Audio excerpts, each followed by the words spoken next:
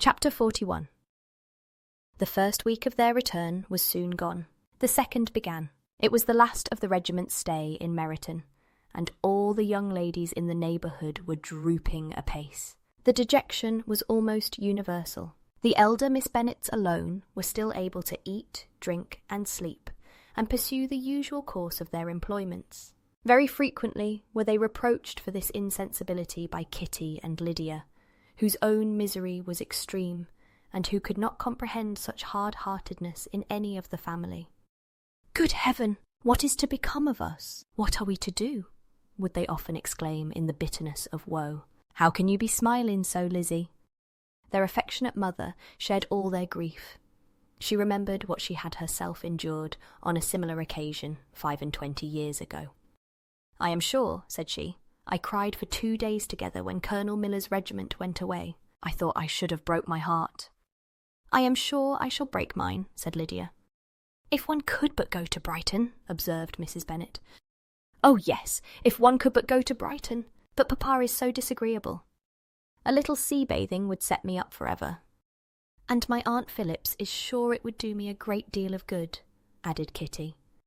Such were the kind of lamentations resounding perpetually through Longbourn House. Elizabeth tried to be diverted by them, but all sense of pleasure was lost in shame. She felt anew the justice of Mr. Darcy's objections, and never had she before been so much disposed to pardon his interference in the views of his friend.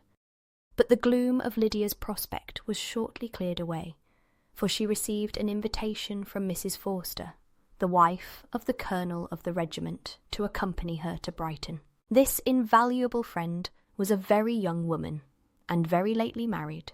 A resemblance in good humour and good spirits had recommended her and Lydia to each other, and out of their 3 months' acquaintance they had been intimate too. The rapture of Lydia on this occasion, her adoration of Mrs. Forster, the delight of Mrs. Bennet, and the mortification of Kitty are scarcely to be described. Wholly inattentive to her sister's feelings, Lydia flew about the house in restless ecstasy, calling for everyone's congratulations, and laughing and talking with more violence than ever, whilst the luckless Kitty continued in the parlour, repining at her fate in terms as unreasonable as her accent was peevish. "I cannot see why Mrs. Forster should not ask me as well as Lydia," said she, "though I am not her particular friend. I have just as much right to be asked as she has, and more too, for I am 2 years older." In vain did Elizabeth attempt to make her reasonable, and Jane to make her resigned. As for Elizabeth herself, this invitation was so far from exciting in her the same feelings as in her mother and Lydia, that she considered it as the death warrant of all possibility of common sense for the latter, and detestable as such a step must make her, were it known, she could not help secretly advising her father not to let her go.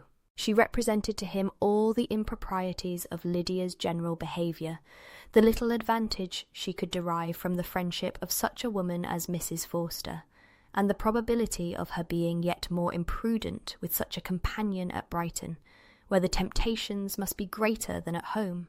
He heard her attentively, and then said, "Lydia will never be easy till she has exposed herself in some public place or other, and we can never expect her to do it with so little expense or inconvenience to her family as under the present circumstances." "If you were aware," said Elizabeth, "of the very great disadvantage to us all, which must arise from the public notice of Lydia's unguarded and imprudent manner, nay, which has already arisen from it, I am sure you would judge differently in the affair." "Already arisen," repeated Mr. Bennet. "What? Has she frightened away some of your lovers? Poor little Lizzie! But do not be cast down. Such squeamish youths as cannot bear to be connected with a little absurdity are not worth a regret. Come, let me see the list of the pitiful fellows who have been kept aloof by Lydia's folly." "Indeed, you are mistaken. I have no such injuries to resent. It is not of peculiar, but of general evils which I am now complaining. Our importance, our respectability in the world, must be affected by the wild volatility, the assurance and disdain of all restraint which mark Lydia's character. Excuse me, for I must speak plainly. If you, my dear father, will not take the trouble of checking her exuberant spirits, and of teaching her that her present pursuits are not to be the business of her life, she will soon be beyond the reach of amendment. Her character will be fixed, and she will, at 16, be the most determined flirt that ever made herself and her family ridiculous. A flirt, too, in the worst and meanest degree of flirtation, without any attraction beyond youth and a tolerable person, and, from the ignorance and emptiness of her mind, wholly unable to ward off any portion of that universal contempt which her rage for admiration will excite. In this danger Kitty is also comprehended. She will follow wherever Lydia leads, vain, ignorant, idle, and absolutely uncontrolled. Oh, my dear father, can you suppose it possible that they will not be censured and despised wherever they are known, and that their sisters will not be often involved in the disgrace? Mr. Bennet saw that her whole heart was in the subject, and affectionately taking her hand, said in reply, "Do not make yourself uneasy, my love. Wherever you and Jane are known, you must be respected and valued, and you will not appear to less advantage for having a couple of, or I may say 3 very silly sisters. We shall have no peace at Longbourn if Lydia does not go to Brighton. Let her go then. Colonel Forster is a sensible man, and will keep her out of any real mischief, and she is luckily too poor to be an object of prey to anybody. At Brighton she will be of less importance, even as a common flirt, than she has been here. The officers will find women better worth their notice. Let us hope, therefore, that her being there may teach her her own insignificance. At any rate, she cannot grow many degrees worse, without authorizing us to lock her up for the rest of her life." With this answer, Elizabeth was forced to be content, but her own opinion continued the same, and she left him disappointed and sorry. It was not in her nature, however, to increase her vexations by dwelling on them. She was confident of having performed her duty, and to fret over unavoidable evils, or augment them by anxiety, was no part of her disposition. Had Lydia and her mother known the substance of her conference with her father, their indignation would hardly have found expression in their united volubility. In Lydia's imagination, a visit to Brighton comprised every possibility of earthly happiness. She saw, with the creative eye of fancy, the streets of that gay bathing place covered with officers. She saw herself the object of attention to tens and to scores of them at present unknown. She saw all the glories of the camp, its tents stretched forth in beauteous uniformity of lines, crowded with the young and the gay, and dazzling with scarlet. And, to complete the view, she saw herself seated beneath a tent, tenderly flirting with at least 6 officers at once. Had she known that her sister sought to tear her from such prospects and such realities as these, what would have been her sensations? They could have been understood only by her mother, who might have felt nearly the same. Lydia's going to Brighton was all that consoled her for the melancholy conviction of her husband's never intending to go there himself. But they were entirely ignorant of what had passed, and their raptures continued, with little intermission, to the very day of Lydia's leaving home. Elizabeth was now to see Mr. Wickham for the last time. Having been frequently in company with him since her return, agitation was pretty well over. The agitations of former partiality entirely so. She had even learnt to detect, in the very gentleness which had first delighted her, an affectation and a sameness to disgust and weary. In his present behaviour to herself, moreover, she had a fresh source of displeasure, for the inclination he soon testified of renewing those attentions which had marked the early part of their acquaintance could only serve, after what had since passed, to provoke her. She lost all concern for him in finding herself thus selected as the object of such idle and frivolous gallantry, and while she steadily repressed it, could not but feel the reproof contained in his believing that however long and for whatever cause his attentions had been withdrawn, her vanity would be gratified, and her preference secured at any time by their renewal. On the very last day of the regiment's remaining in Meryton, he dined, with others of the officers, at Longbourn, and so little was Elizabeth disposed to part from him in good humour, that on his making some inquiry as to the manner in which her time had passed at Hunsford, she mentioned Colonel Fitzwilliam's and Mr. Darcy's having both spent 3 weeks at Rosings, and asked him if he were acquainted with the former.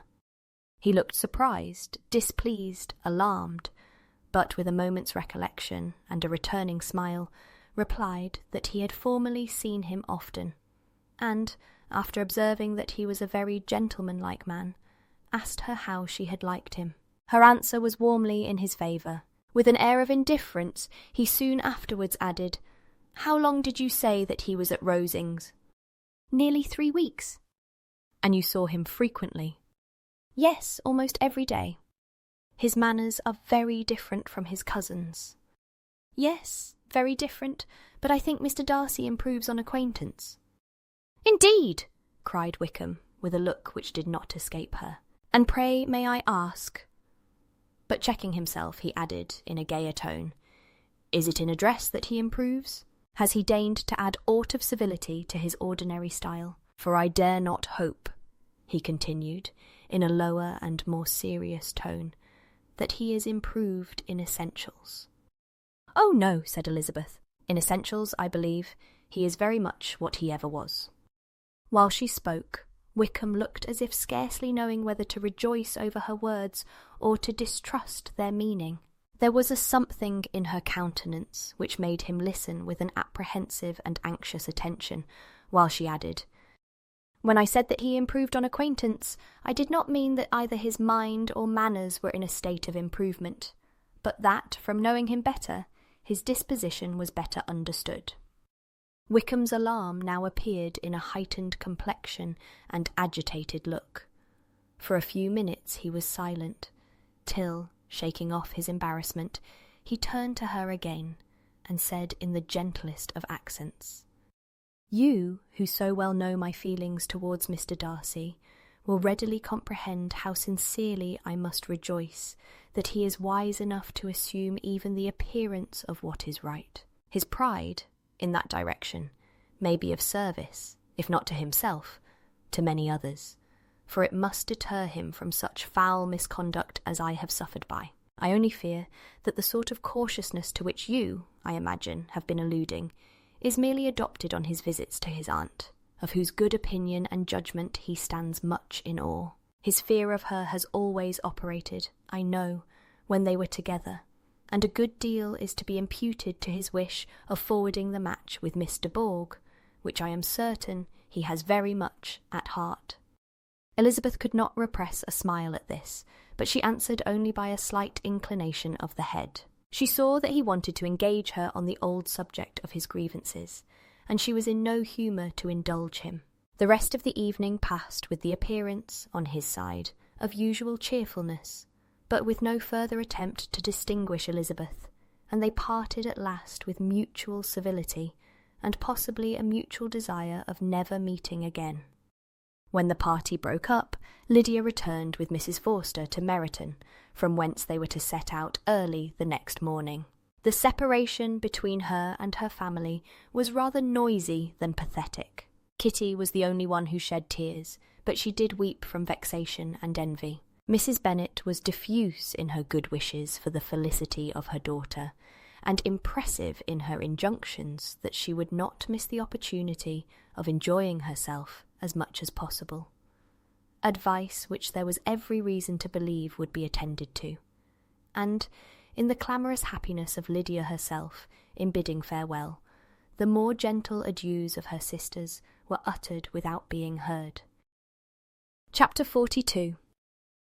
Had Elizabeth's opinion been all drawn from her own family, she could not have formed a very pleasing picture of conjugal felicity or domestic comfort. Her father, captivated by youth and beauty, and that appearance of good humour which youth and beauty generally give, had married a woman whose weak understanding and illiberal mind had very early in their marriage put an end to all real affection for her. Respect, esteem, and confidence had vanished for ever, and all his views of domestic happiness were overthrown. But Mr. Bennet was not of a disposition to seek comfort for the disappointment which his own imprudence had brought on in any of those pleasures which too often console the unfortunate for their folly or their vice. He was fond of the country and of books, and from these tastes had arisen his principal enjoyments. To his wife he was very little otherwise indebted than as her ignorance and folly had contributed to his amusement. This is not the sort of happiness which a man would in general wish to owe to his wife, but where other powers of entertainment are wanting, the true philosopher will derive benefit from such as are given. Elizabeth, however, had never been blind to the impropriety of her father's behaviour as a husband. She had always seen it with pain, but respecting his abilities and grateful for his affectionate treatment of herself, she endeavoured to forget what she could not overlook, and to banish from her thoughts that continual breach of conjugal obligation and decorum which, in exposing his wife to the contempt of her own children, was so highly reprehensible. But she had never felt so strongly as now the disadvantages which must attend the children of so unsuitable a marriage, nor ever been so fully aware of the evils arising from so ill-judged a direction of talents which, rightly used, might at least have preserved the respectability of his daughters, even if incapable of enlarging the mind of his wife. When Elizabeth had rejoiced over Wickham's departure, she found little other cause for satisfaction in the loss of the regiment. Their parties abroad were less varied than before, and at home she had a mother and sister, whose constant repinings at the dullness of everything around them threw a real gloom over their domestic circle. And, though Kitty might in time regain her natural degree of sense, since the disturbers of her brain were removed, her other sister, from whose disposition greater evil might be apprehended, was likely to be hardened in all her folly and assurance by a situation of such double danger as a watering-place and a camp. Upon the whole, therefore, she found, what has been sometimes found before, that an event to which she had looked forward with impatient desire did not, in taking place, bring all the satisfaction she had promised herself. It was consequently necessary to name some other period for the commencement of actual felicity, to have some other point on which her wishes and hopes might be fixed, and by again enjoying the pleasure of anticipation, console herself for the present, and prepare for another disappointment. Her tour to the lakes was now the object of her happiest thoughts. It was her best consolation for all the uncomfortable hours which the discontentedness of her mother and Kitty made inevitable, and could she have included Jane in the scheme, every part of it would have been perfect. But it is fortunate, thought she, that I have something to wish for. Were the whole arrangement complete, my disappointment would be certain. But here, by carrying with me one ceaseless source of regret in my sister's absence, I may reasonably hope to have all my expectations of pleasure realized. A scheme of which every part promises delight can never be successful, and general disappointment is only warded off by the defence of some little peculiar vexation. When Lydia went away, she promised to write very often and very minutely to her mother and Kitty, but her letters were always long expected, and always very short.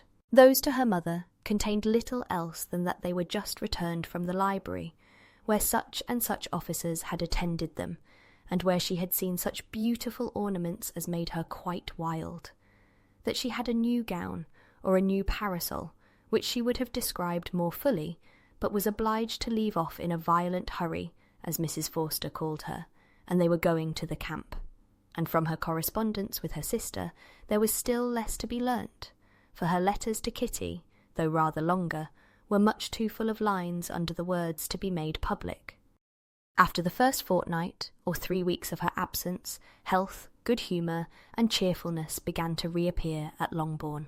Everything wore a happier aspect. The families who had been in town for the winter came back again, and summer finery and summer engagements arose. Mrs. Bennet was restored to her usual querulous serenity, and by the middle of June Kitty was so much recovered as to be able to enter Meryton without tears, an event of such happy promise as to make Elizabeth hope that by the following Christmas she might be so tolerably reasonable as not to mention an officer above once a day, unless, by some cruel and malicious arrangement at the War Office, another regiment should be quartered in Meryton.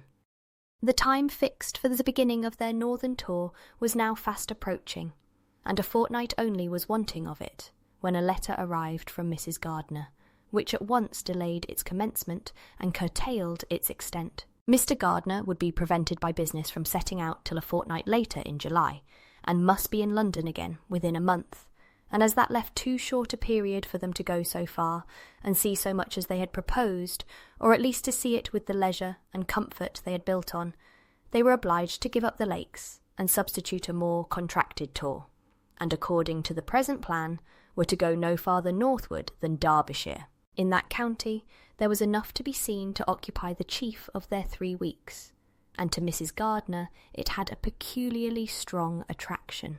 The town where she had formerly passed some years of her life, and where they were now to spend a few days, was probably as great an object of her curiosity as all the celebrated beauties of Matlock, Chatsworth, Dovedale, or the Peak.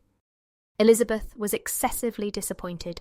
She had set her heart on seeing the Lakes, and still thought there might have been time enough. But it was her business to be satisfied, and certainly her temper to be happy, and all was soon right again. With the mention of Derbyshire, there were many ideas connected. It was impossible for her to see the word without thinking of Pemberley and its owner. "But surely," said she, "I may enter his county with impunity, and rob it of a few petrified spars, without his perceiving me." The period of expectation was now doubled. 4 weeks were to pass away before her uncle and aunt's arrival. But they did pass away, and Mr. and Mrs. Gardiner, with their 4 children, did at length appear at Longbourn. The children, 2 girls of 6 and 8 years old, and 2 younger boys, were to be left under the particular care of their cousin Jane, who was the general favourite, and whose steady sense and sweetness of temper exactly adapted her for attending to them in every way, teaching them, playing with them, and loving them. The Gardiners stayed only 1 night at Longbourn, and set off the next morning with Elizabeth in pursuit of novelty and amusement. One enjoyment was certain, that of suitableness as companions, a suitableness which comprehended health and temper to bear inconveniences, cheerfulness to enhance every pleasure, and affection and intelligence which might supply it among themselves if there were disappointments abroad. It is not the object of this work to give a description of Derbyshire, nor of any of the remarkable places through which their route thither lay. Oxford, Blenheim, Warwick, Kenilworth, Birmingham, etc., are sufficiently known. A small part of Derbyshire is all the present concern. To the little town of Lambton, the scene of Mrs. Gardiner's former residence, and where she had lately learned that some acquaintance still remained, they bent their steps, after having seen all the principal wonders of the country, and within 5 miles of Lambton, Elizabeth found, from her aunt, that Pemberley was situated. It was not in their direct road, nor more than a mile or 2 out of it. In talking over their route the evening before, Mrs. Gardiner expressed an inclination to see the place again. Mr. Gardiner declared his willingness, and Elizabeth was applied to for her approbation. "My love, should not you like to see a place of which you have heard so much?" said her aunt. "A place, too, with which so many of your acquaintance are connected. Wickham passed all his youth there, you know." Elizabeth was distressed. She felt that she had no business at Pemberley, and was obliged to assume a disinclination for seeing it. She must own that she was tired of great houses. After going over so many, she really had no pleasure in fine carpets or satin curtains. Mrs. Gardiner abused her stupidity. "If it were merely a fine house richly furnished," said she, "I should not care about it myself. But the grounds are delightful. They have some of the finest woods in the country." Elizabeth said no more, but her mind could not acquiesce. The possibility of meeting Mr. Darcy, while viewing the place, instantly occurred. It would be dreadful. She blushed at the very idea. and thought it would be better to speak openly to her aunt than to run such a risk. But against this there were objections, and she finally resolved that it could be the last resource, if her private inquiries as to the absence of the family were unfavourably answered.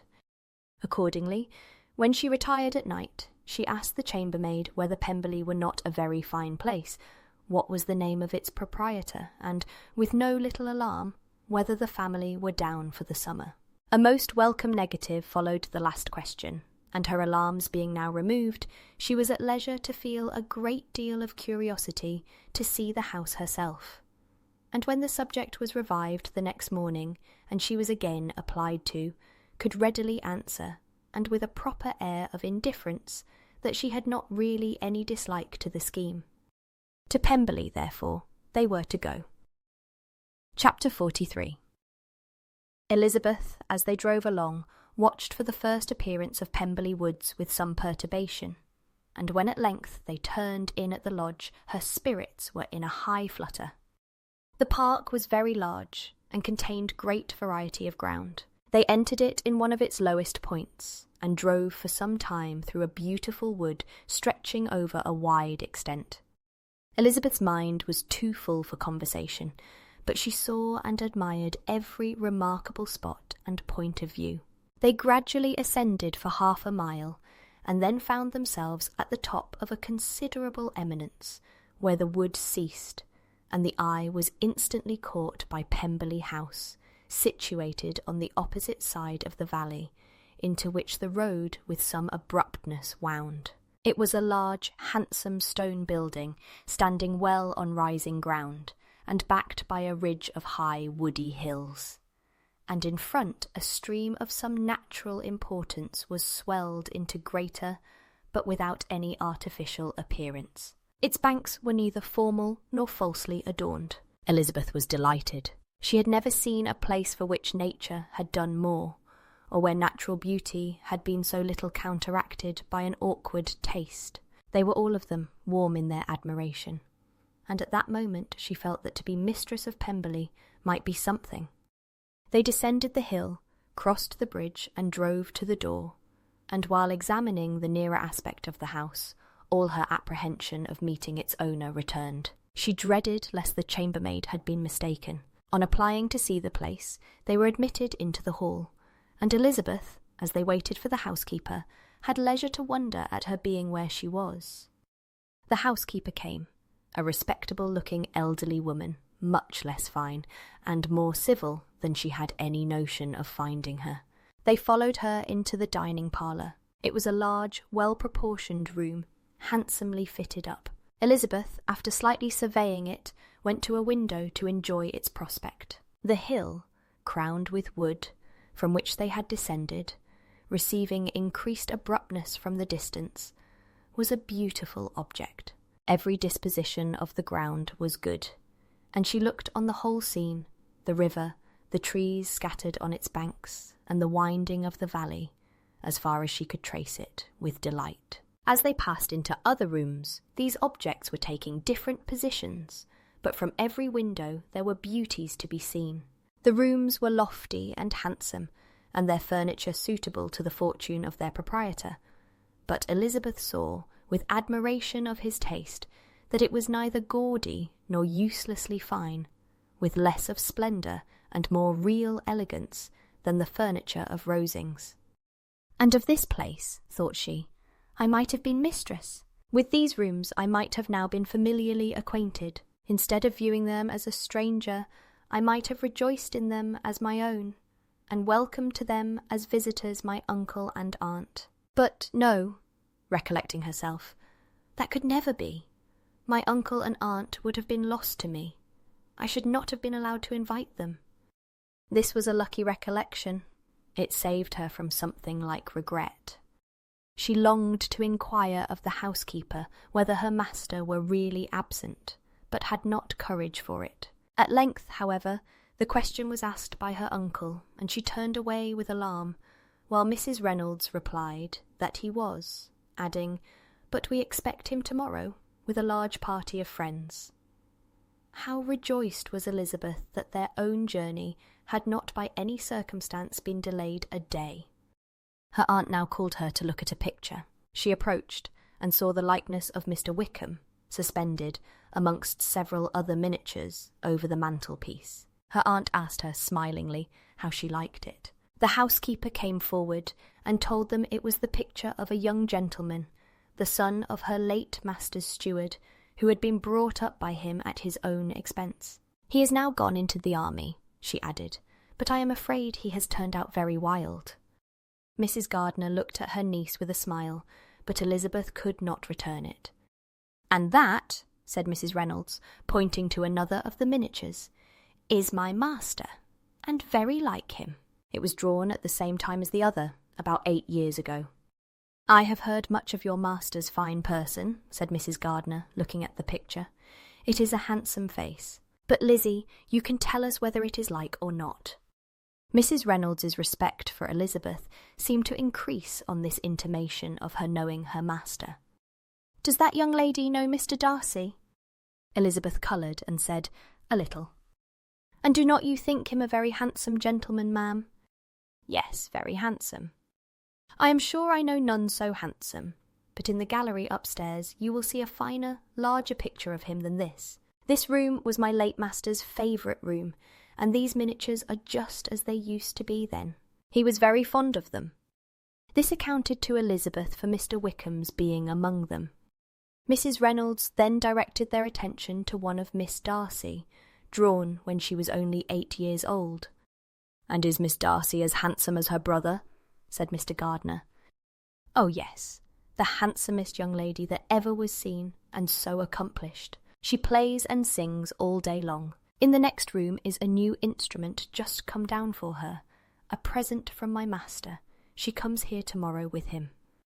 Mr. Gardiner, whose manners were easy and pleasant, encouraged her communicativeness by his questions and remarks.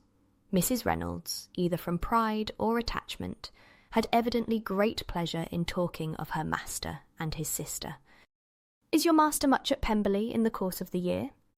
"Not so much as I could wish, sir, but I dare say he may spend half his time here, and Miss Darcy is always down for the summer months." "Except," thought Elizabeth, "when she goes to Ramsgate." "If your master would marry, you might see more of him." "Yes, sir, but I do not know when that will be. I do not know who is good enough for him."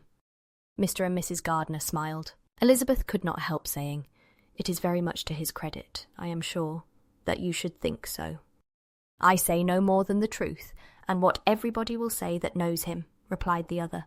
Elizabeth thought this was going pretty far, and she listened with increasing astonishment as the housekeeper added, "I have never had a cross word from him in my life, and I have known him ever since he was 4 years old." This was praise of all others most extraordinary, most opposite to her ideas. That he was not a good-tempered man had been her firmest opinion. Her keenest attention was awakened. She longed to hear more, and was grateful to her uncle for saying, "There are very few people of whom so much can be said. You are lucky in having such a master." "Yes, sir, I know I am. If I were to go through the world, I could not meet with a better. But I have always observed that they who are good-natured when children are good-natured when they grow up. And he was always the sweetest-tempered, most generous-hearted boy in the world." Elizabeth almost stared at her. "Can this be Mr. Darcy?" thought she. "His father was an excellent man," said Mrs. Gardiner. "Yes, ma'am, that he was indeed, and his son will be just like him, just as affable to the poor." Elizabeth listened, wondered, doubted, and was impatient for more. Mrs. Reynolds could interest her on no other point. She related the subjects of the pictures, the dimensions of the rooms, and the price of the furniture in vain. Mr. Gardiner, highly amused by the kind of family prejudice to which he attributed her excessive commendation of her master, soon led again to the subject, and she dwelt with energy on his many merits as they proceeded together up the great staircase. "He is the best landlord and the best master," said she, "that ever lived. Not like the wild young men nowadays, who think of nothing but themselves. There is not one of his tenants or servants but what will give him a good name. Some people call him proud, but I am sure I never saw anything of it. To my fancy, it is only because he does not rattle away like other young men." "In what an amiable light does this place him?" thought Elizabeth. "This fine account of him," whispered her aunt as they walked, "is not quite consistent with his behaviour to our poor friend. Perhaps we might be deceived." "That is not very likely. Our authority was too good." On reaching the spacious lobby above, they were shown into a very pretty sitting room, lately fitted up with greater elegance and lightness than the apartments below, and were informed that it was but just done to give pleasure to Miss Darcy, who had taken a liking to the room when last at Pemberley. "He is certainly a good brother," said Elizabeth, as she walked towards one of the windows. Mrs. Reynolds anticipated Miss Darcy's delight when she should enter the room. "And this is always the way with him," she added. "Whatever can give his sister any pleasure is sure to be done in a moment. There is nothing he would not do for her." The picture gallery and 2 or 3 of the principal bedrooms were all that remained to be shown. In the former were many good paintings, but Elizabeth knew nothing of the art, and from such as had been already visible below, she had willingly turned to look at some drawings of Miss Darcy's in crayons, whose subjects were usually more interesting and also more intelligible. In the gallery there were many family portraits, but they could have little to fix the attention of a stranger.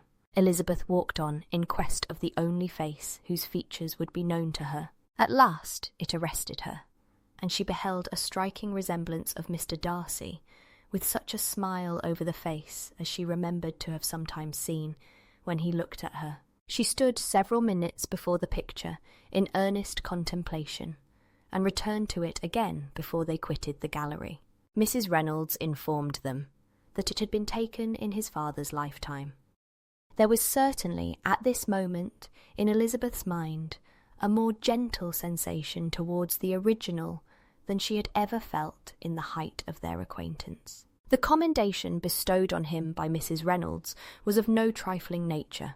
What praise is more valuable than the praise of an intelligent servant? As a brother, a landlord, a master, she considered how many people's happiness were in his guardianship, how much of pleasure or pain it was in his power to bestow, how much of good or evil must be done by him. Every idea that had been brought forward by the housekeeper was favourable to his character, and as she stood before the canvas on which he was represented, and fixed his eyes upon herself, she thought of his regard with a deeper sentiment of gratitude than it had ever raised before. She remembered its warmth and softened its impropriety of expression. When all of the house that was open to general inspection had been seen, they returned downstairs, and, taking leave of the housekeeper, were consigned over to the gardener, who met them at the hall door. As they walked across the lawn towards the river, Elizabeth turned back to look again. Her uncle and aunt stopped also, and while the former was conjecturing as to the date of the building, the owner of it himself suddenly came forward from the road which led behind it to the stables. They were within 20 yards of each other, and so abrupt was his appearance that it was impossible to avoid his sight. Their eyes instantly met, and the cheeks of each were overspread with the deepest blush. He absolutely started, and for a moment seemed immovable from surprise, but shortly recovering himself, advanced towards the party, and spoke to Elizabeth, if not in terms of perfect composure, at least of perfect civility. She had instinctively turned away, but stopping on his approach, received his compliments with an embarrassment impossible to be overcome. Had his first appearance, or his resemblance to the picture they had just been examining, been insufficient to assure the other two that they now saw Mr. Darcy, the gardener's expression of surprise on beholding his master must immediately have told it.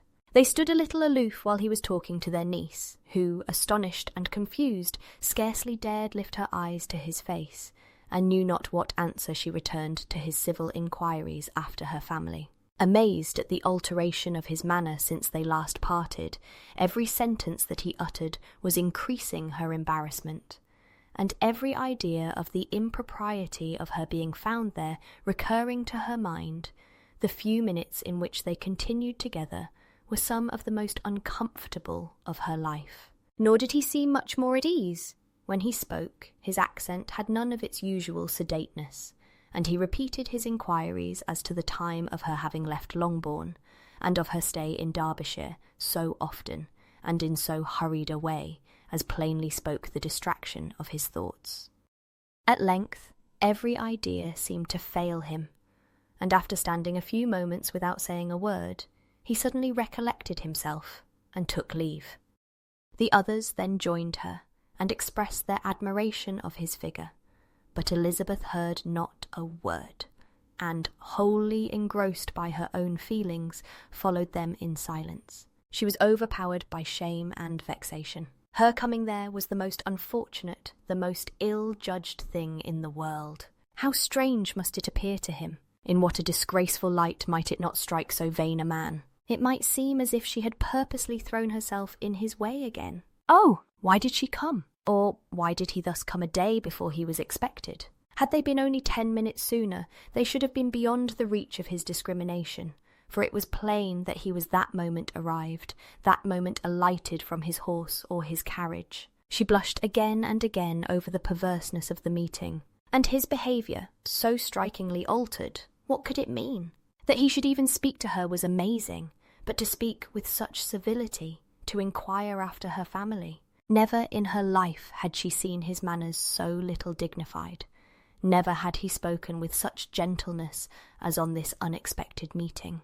What a contrast did it offer to his last address in Rosings Park, when he put his letter into her hand. She knew not what to think, or how to account for it.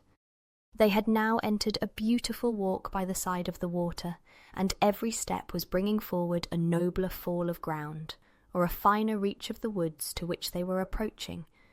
But it was some time before Elizabeth was sensible of any of it, and, though she answered mechanically to the repeated appeals of her uncle and aunt, and seemed to direct her eyes to such objects as they pointed out, she distinguished no part of the scene. Her thoughts were all fixed on that one spot of Pemberley House, whichever it might be, where Mr. Darcy then was. She longed to know what at that moment was passing in his mind, in what manner he thought of her, and whether, in defiance of everything, she was still dear to him.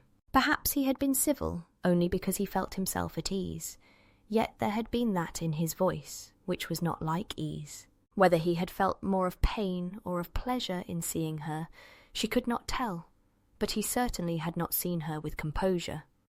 At length, however, the remarks of her companions on her absence of mind roused her, and she felt the necessity of appearing more like herself.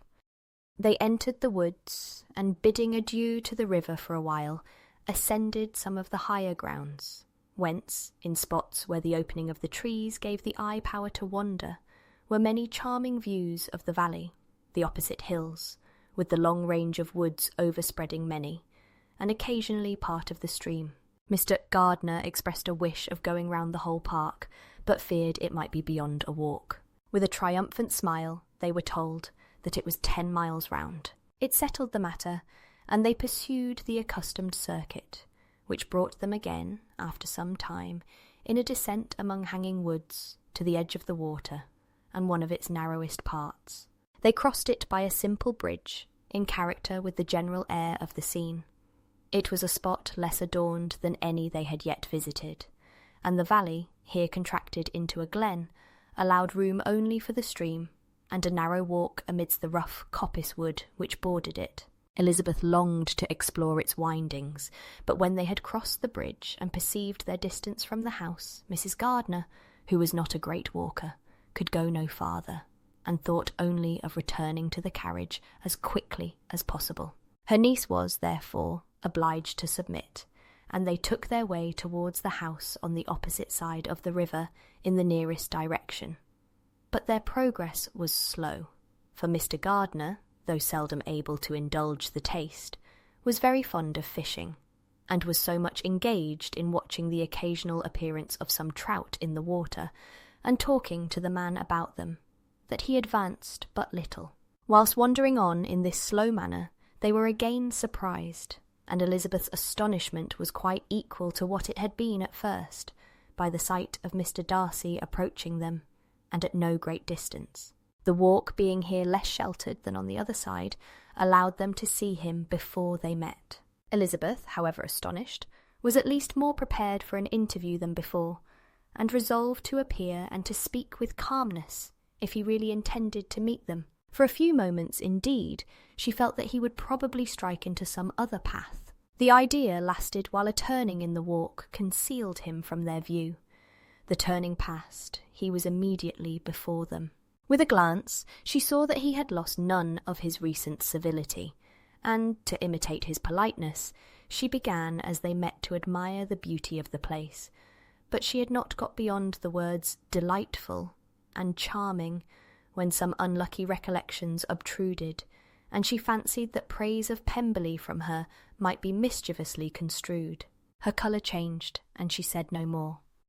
Mrs. Gardiner was standing a little behind, and on her pausing, he asked her if she would do him the honour of introducing him to her friends. This was a stroke of civility for which she was quite unprepared, and she could hardly suppress a smile at his being now seeking the acquaintance of some of those very people, against whom his pride had revolted in his offer to herself. What will be his surprise, thought she, when he knows who they are? He takes them now for people of fashion.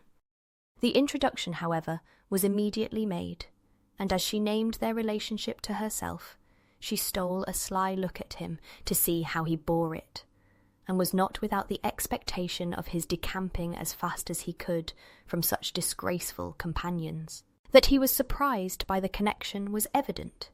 He sustained it, however, with fortitude, and, so far from going away, turned back with them, and entered into conversation with Mr. Gardiner.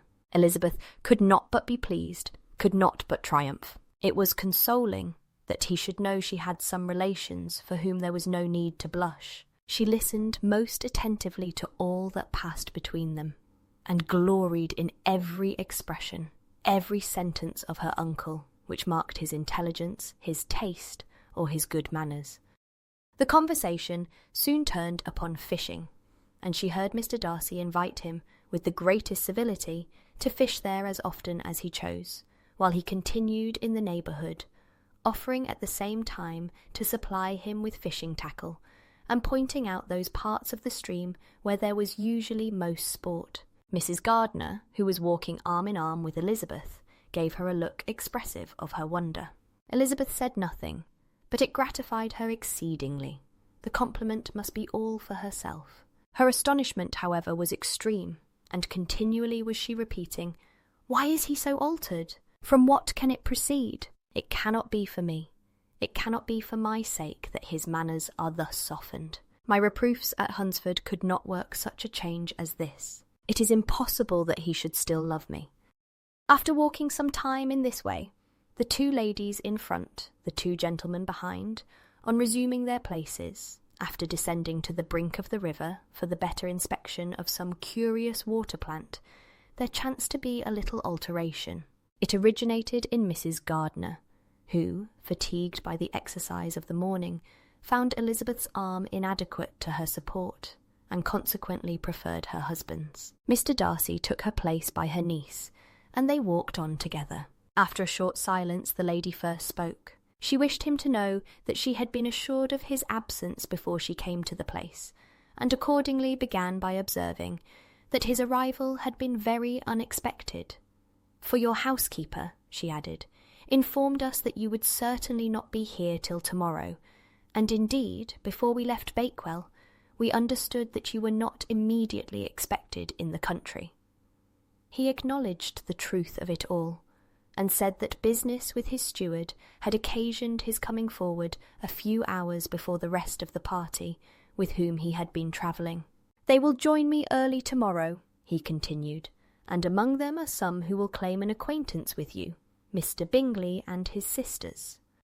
Elizabeth answered only by a slight bow. Her thoughts were instantly driven back to the time when Mr. Bingley's name had been last mentioned between them, and if she might judge from his complexion, his mind was not very differently engaged. "There is also one other person in the party," he he continued after a pause, who more particularly wishes to be known to you. Will you allow me, or do I ask too much, to introduce my sister to your acquaintance during your stay at Lambton?" The surprise of such an application was great indeed. It was too great for her to know in what manner she acceded to it. She immediately felt that whatever desire Miss Darcy might have of being acquainted with her must be the work of her brother, and without looking farther, it was satisfactory. It was gratifying to know that his resentment had not made him think really ill of her.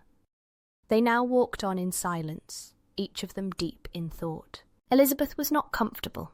That was impossible, but she was flattered and pleased. His wish of introducing his sister to her was a compliment of the highest kind. They soon outstripped the others, and when they had reached the carriage, Mr. and Mrs. Gardiner were half a quarter of a mile behind. He then asked her to walk into the house, but she declared herself not tired, and they stood together on the lawn. At such a time much might have been said, and silence was very awkward. She wanted to talk, but there seemed an embargo on every subject. At last she recollected that she had been travelling, and they talked of Matlock and Dovedale with great perseverance. Yet time and her aunt moved slowly, and her patience and her ideas were nearly worn out before the tete-a-tete was over. On Mr. and Mrs. Gardiner's coming up, they were all pressed to go into the house and take some refreshment. But this was declined, and they parted on each side with the utmost politeness. Mr. Darcy handed the ladies into the carriage, and when it drove off, Elizabeth saw him walking slowly towards the house. The observations of her uncle and aunt now began, and each of them pronounced him to be infinitely superior to anything they had expected. "He is perfectly well behaved, polite, and unassuming," said her uncle. "There is something a little stately in him, to be sure," replied her aunt, "but it is confined to his air, and is not unbecoming. I can now say with the housekeeper that though some people may call him proud, I have seen nothing of it. I was never more surprised than by his behaviour to us. It was more than civil, it was really attentive, and there was no necessity for such attention. His acquaintance with Elizabeth was very trifling." "To be sure, Lizzie," said her aunt, "he is not so handsome as Wickham, or rather, he has not Wickham's countenance, for his features are perfectly good. But how came you to tell us that he was so disagreeable?" Elizabeth excused herself as well as she could, said that she had liked him better when they met in Kent than before, and that she had never seen him so pleasant as this morning.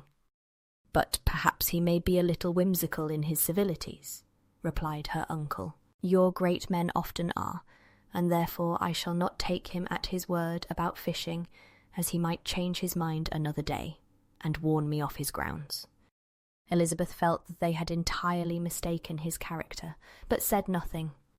"From what we have seen of him," continued Mrs. Gardiner, "I really should not have thought that he could have behaved in so cruel a way by anybody as he has done by poor Wickham. He has not an ill-natured look. On the contrary, there is something pleasing about his mouth when he speaks, and there is something of dignity in his countenance that would not give one an unfavourable idea of his heart.